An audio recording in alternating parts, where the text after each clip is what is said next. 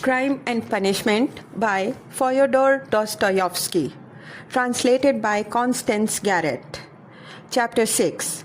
But as soon as she went out, he got up, latched the door, undid the parcel which Razumihin had brought in that evening, and had tied up again, and began dressing. Strange to say, he seemed immediately to have become perfectly calm. Not a trace of his recent delirium, nor of the panic fear that had haunted him of late. It was the first moment of a strange sudden calm. His movements were precise and definite. A firm purpose was evident in them. Today, he muttered to himself. He understood that he was still weak, but his intense spiritual concentration gave him strength and self-confidence. He hoped, moreover, that he would not fall down in the street. When he had dressed in entirely new clothes, he looked at the money lying on the table, and after a moment's thought, put it in his pocket. It was 25 rubles. He took also all the copper change from the 10 rubles spent by Razumihin on the clothes. Then he softly unlatched the door, went out, slipped downstairs, and glanced in at the open kitchen door. Nastasia was standing with her back to him, blowing up the landlady's samovar. She heard nothing. Who would have dreamed of his going out, indeed? A minute later, he was in the street. It was nearly 8 o'clock. The sun was setting. It was as stifling as before, but he eagerly drank in the stinking, dusty town air. His head felt rather dizzy. A sort of savage energy gleamed suddenly in his feverish eyes and his wasted, pale and yellow face. He did not know and did not think where he was going. He had one thought only, that all this must be ended today, once for all, immediately, that he would not return home without it, because he would not go on living like that. How, with what to make an end? He had not an idea about it. He did not even want to think of it. He drove away. Thought tortured him. All he knew, all he felt was that everything must have changed, one way or another. He repeated with desperate and immovable self-confidence and determination. From old habit, he took his usual walk in the direction of the hay market. A dark-haired young man with a barrel organ was standing in the road in front of a little general shop and was grinding out a very sentimental song. He was accompanying a girl of 15 who stood on the pavement in front of him. She was dressed up in a crinoline, a mantle and a straw hat with a flame-colored feather in it, all very old and shabby. In a strong and rather agreeable voice, cracked and coarsened by street singing, she sang in hope of getting a copper from the shop. Raskolnikov joined 2 or 3 listeners, took out a 5-kopeck piece, and put it in the girl's hand.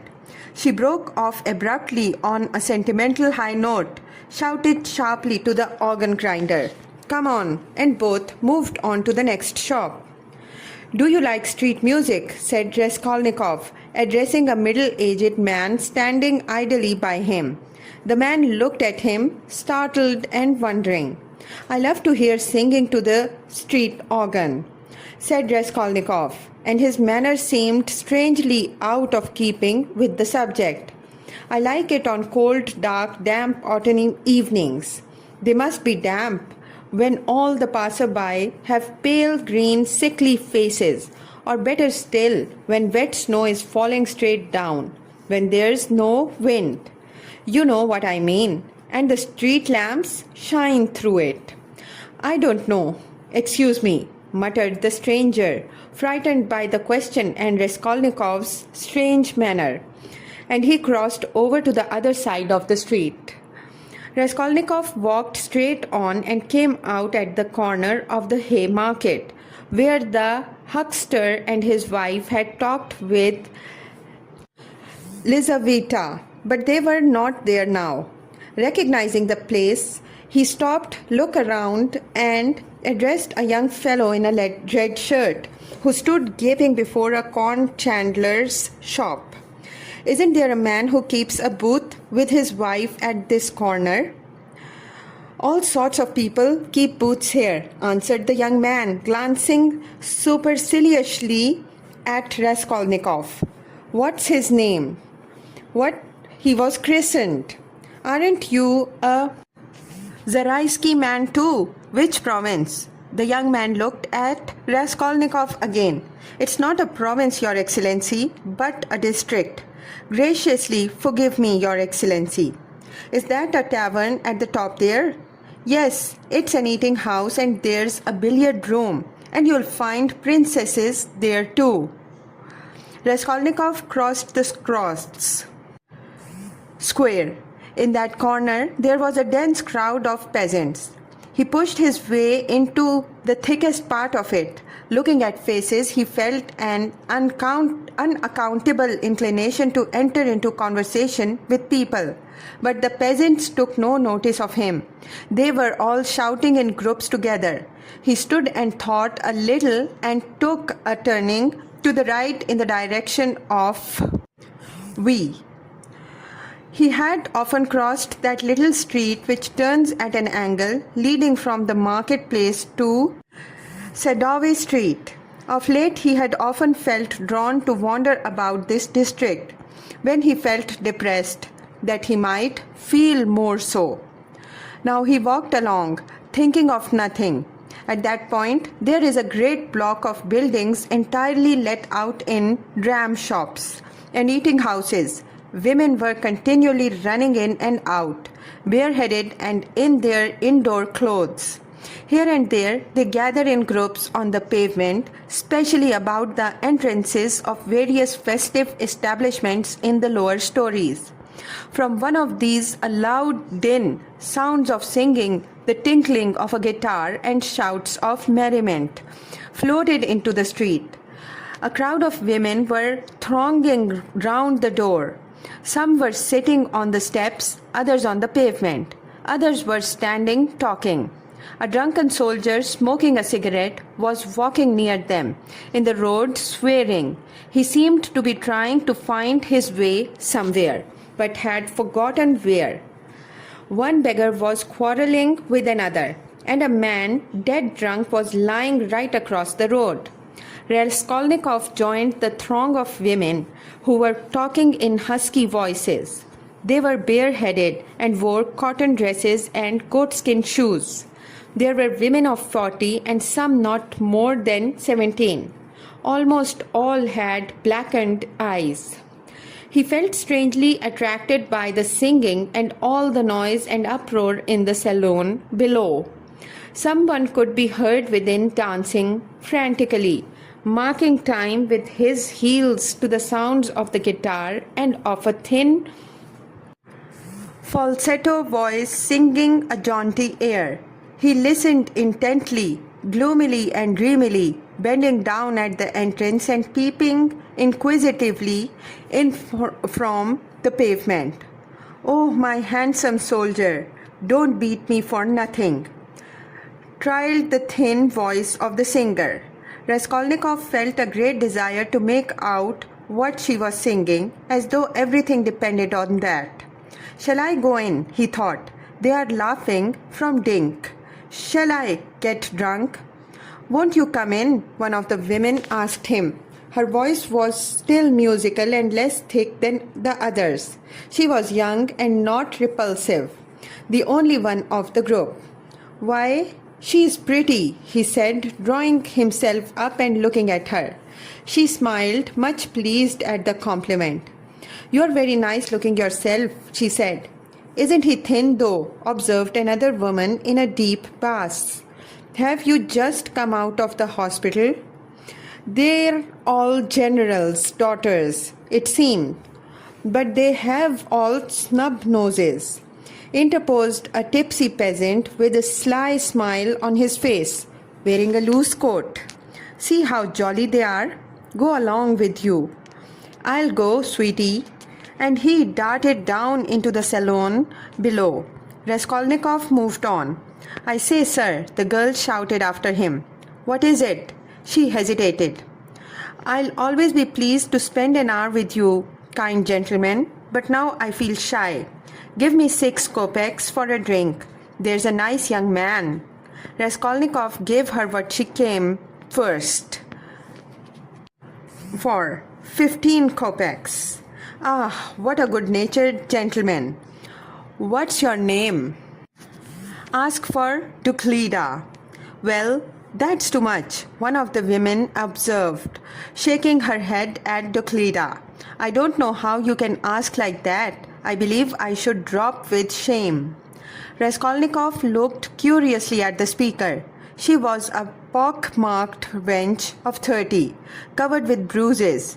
With her upper lip swollen, she made her criticism quietly and earnestly. "Where is it?" thought Raskolnikov. "Where is it? I've read that someone condemned to death says or thinks an hour before his death that if he had to live on some high rock, on such a narrow ledge that he'd only room to stand, and the ocean, everlasting darkness, everlasting solitude, everlasting tempest around him. If he had to remain standing on a square yard of space all his life, 1,000 years eternity, it were better to live so than to die at once. Only to live and live. Life, whatever it may be. How true it is! Good God, how true! Man is a vile creature, and vile is he who calls him vile for that," he added a moment later. He went into another street. Bah!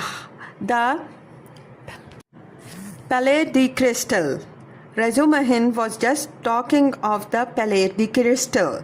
But what on earth was it I wanted? Yes, the newspapers. Zosimov said he'd read it in the newspapers. "Have you the papers?" he asked, going into a very spacious and positively clean restaurant consisting of several rooms, which were, however, rather empty. 2 or 3 people were drinking tea, and in a room further away were sitting 4 men drinking champagne. Raskolnikov fancied that Zametov was one of them, but he could not be sure at that distance. "What if it is?" he thought. "Will you have vodka?" asked the waiter. "Give me some tea and bring me the papers, the old ones for the last 5 days, and I'll give you something." "Yes, sir. Here's today's. No vodka." The old newspaper and the tea were brought. Raskolnikov sat down and began to look through them. "Oh, damn! There are the items of intelligence. An accident on a staircase. Spontaneous combustion of a shopkeeper from alcohol. A fire in Pisky. A fire in the Petersburg quarter. Another fire in the Petersburg quarter. And another fire in the Petersburg quarter. Ah, here it is." He found at last what he was seeking and began to read it. The lines danced before his eyes, but he read it all and began eagerly seeking later editions.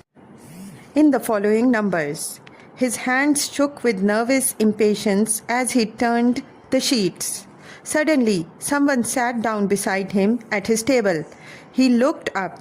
It was the head clerk, Zametov, looking just the same, with the rings on his fingers and the watch chain, with the curly black hair, parted and pomaded, with a smart waistcoat, rather shabby coat and doubtful linen.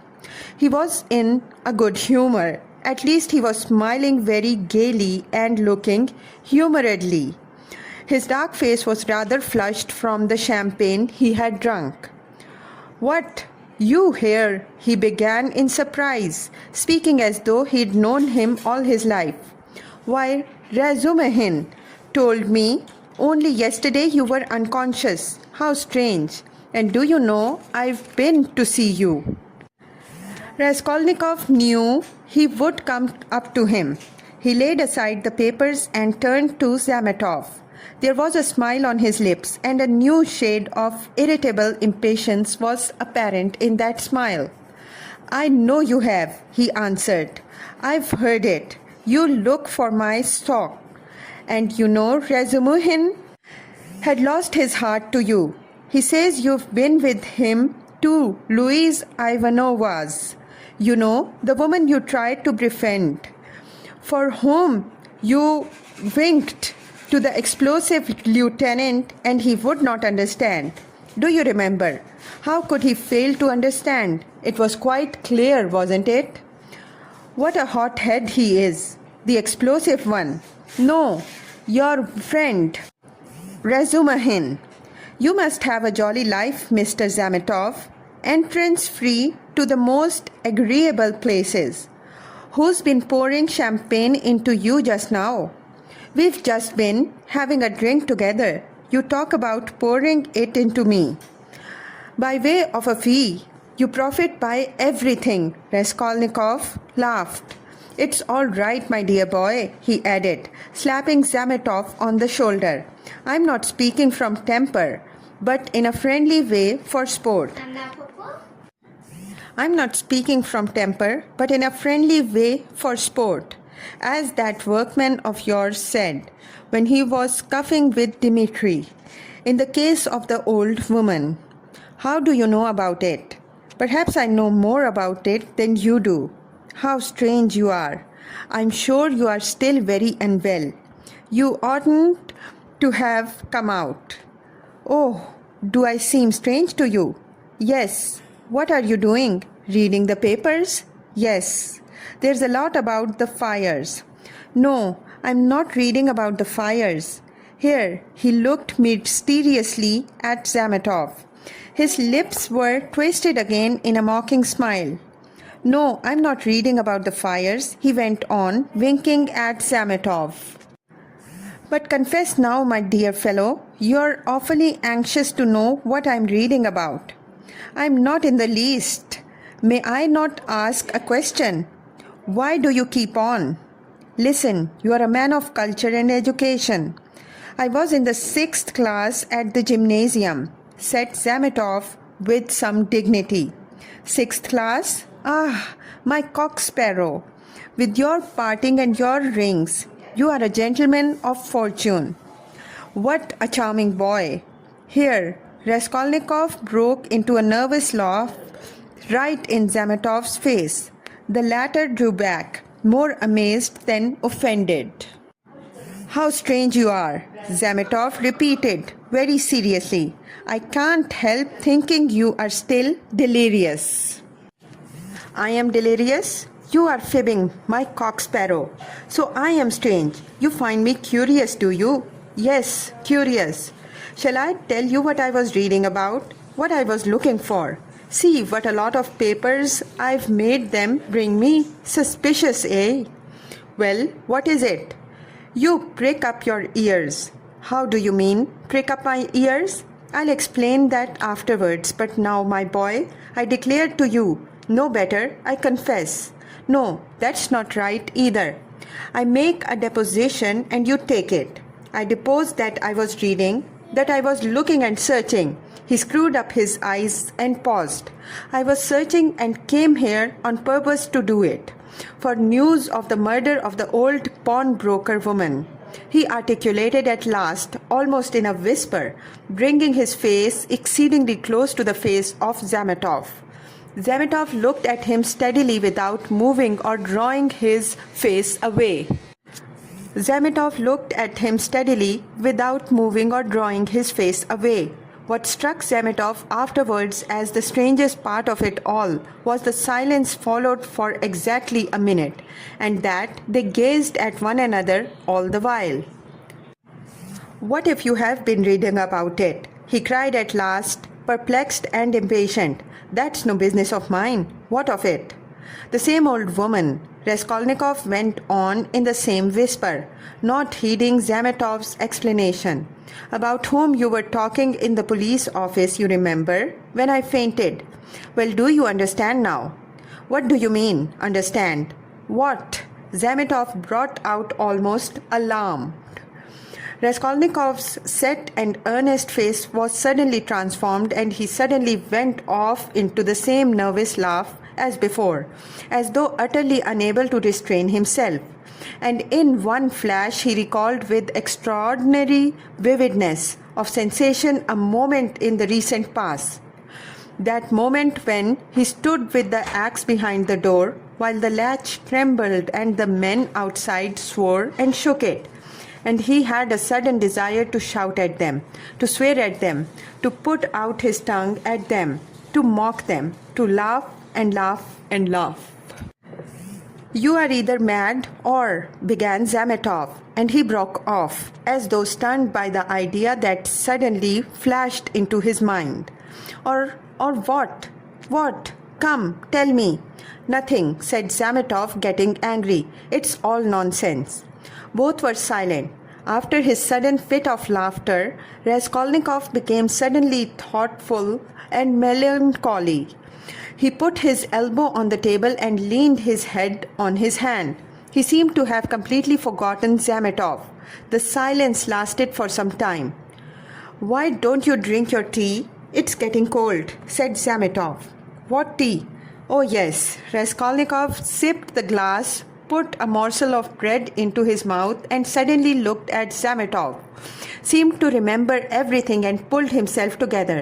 At the same moment his face resumed its original mocking expression. He went on drinking tea. "There have been a great many of these crimes lately," said Zametov. "Only the other day I read in the Moscow news that a whole gang of false coiners had been caught in Moscow. It was a regular society. They used to forge tickets." "Oh, but it was a long time ago. I read about it a month ago," Raskolnikov answered calmly. "So you considered them criminals?" he added, smiling. "Of course they are criminals." They are children, simpletons, not criminals. Why, 100 people meeting for such an object? What an idea! 3 would be too many, and then they want to have more faith in one another than in themselves. One has only to blab in his cups and it all collapses. Simpletons. They engaged untrustworthy people to change the notes. What a thing to trust to a casual stranger. Well, let us suppose that these simpletons succeeded and each makes $1 million. And what follows for the rest of their lives? Each is dependent on the others for the rest of their lives. Better hang oneself at once. And they did not know how to change the notes either. The man who changed the notes took 5,000 rubles, and his hands trembled. He counted the first 4,000, but did not count the 5,000. He was in such a hurry to get the money into his pocket and run away. Of course he roused suspicion, and the whole thing came to a crash through one fool. Is it possible that his hands trembled? Observed Zametov. Yes, that's quite possible. That, I feel quite sure, is possible. Sometimes one can't stand things. Can't stand that? Why could you stand it then? No, I couldn't, for the sake of 100 rubles, to face such a terrible experience. To go with false notes into a bank, where it's their business to spot that sort of a thing. No, I should not have the face to do it. Would you? Raskolnikov had an intense desire again to put his tongue out. Shivers kept running down his spine. I should do it quite differently, Raskolnikov began. This is how I would change the notes. I'd count the first 1,000 3 or 4 times backwards and forwards, looking at every note, and then I'd set to the second 1,000. I'd count that halfway through and then hold some 50 ruble notes to the light, then turn it, then hold it to the light again to see whether it was a good note. I'm afraid I would say a relation of mine lost 25 rubles the other day through a false note, and then I'd tell them the whole story. And after I began counting the third, No, excuse me. I would say, I fancy I made a mistake in the 700 in that second 1,000. I'm not sure. And so I would give up the third 1,000 and go back to the second and so on to the end. And when I had finished, I'd pick out one from the fifth and one from the second 1,000 and take them again to the light and ask again, "Change them, please," and put the clerk into such a stew that he would not know how to get rid of me. When I'd finished and had gone out, I'd come back, "No, excuse me," and ask for some explanation. That's how I'd do it. "What a terrible thing to say," said Zametov, laughing. "But all that is only talk. I dare say when it came to deeds, you'd make a slip. I believe that even a practiced, desperate man cannot always reckon on himself, much less you and I. To take an example near Hor, that old woman murdered in our district. The murderer seems to have been a desperate fellow. He risked everything in open daylight, was saved by a miracle. But his hands shook too. He did not succeed in robbing the place. He couldn't stand it. That was clear from the..." Raskolnikov seemed offended. "Clear? Why don't you catch him then?" he cried maliciously, jibing at Zametov. "Well, they will catch him." "Who? You? Do you suppose you could catch him? You've got a tough job. A great point for you is whether a man is spending money or not. If he had no money and suddenly begins spending, he must be the man, so that any child can mislead you. The fact is, they always do that, though," answered Zametov. "A man will commit a clever murder at the risk of his life, and then at once he goes drinking in a tavern. They are caught spending money. They are not all as cunning as you are. You won't go to a tavern, of course." Raskolnikov frowned and looked steadily at Zametov. "You seem to enjoy the subject and would like to know how I should behave in that case too," he asked with displeasure. "I should like to," Zametov answered firmly and seriously. Somewhat too much earnestly, he began to inquire. "Very much. Very much. All right then, this is how I should behave." Raskolnikov began again, bringing his face close to Zametov's, again staring at him and speaking in a whisper so that the latter positively shuddered. "This is what I should have done. I should have taken the money and jewels. I should have walked out of there and have gone straight to some deserted place with fences round it, and scarcely anyone to be seen. Some kitchen garden or place of that sort. I should have looked out beforehand some stone weighing 100 weight or more, which had been lying in the corner from the time the house was built. I would lift that stone. There would sure be a hollow under it, and I would put the jewels and money in that hole. Then I'd roll the stone back so that it would look as before, would press it down with my foot and walk away. And for a year or two, 3 maybe, I would not touch it. And well, they could search. There'd be no trace." "You are a madman," said Zametov, and for some reason he too spoke in a whisper and moved away from Raskolnikov, whose eyes were glittering. He had turned fearfully pale and his upper lip was twitching and quivering. He bent down as close as possible to Zametov, and his lips began to move without uttering a word. This lasted for half a minute. He knew what he was doing, but could not restrain himself. The terrible word trembled on his lips, like the latch on that door. In another moment it will break out. In another moment he will let it go. He will speak out. "And what if I was the one who murdered the old woman and Lizaveta?" he suddenly said, and realized what he had done. Zametov looked wildly at him and turned white as the tablecloth. His face wore a contorted smile. "But is it possible?" he brought out faintly. Raskolnikov looked wrathfully at him. Own up that you believed it. Yes, you did. Not a bit of it. I believe it less than ever now, Zametov cried hastily.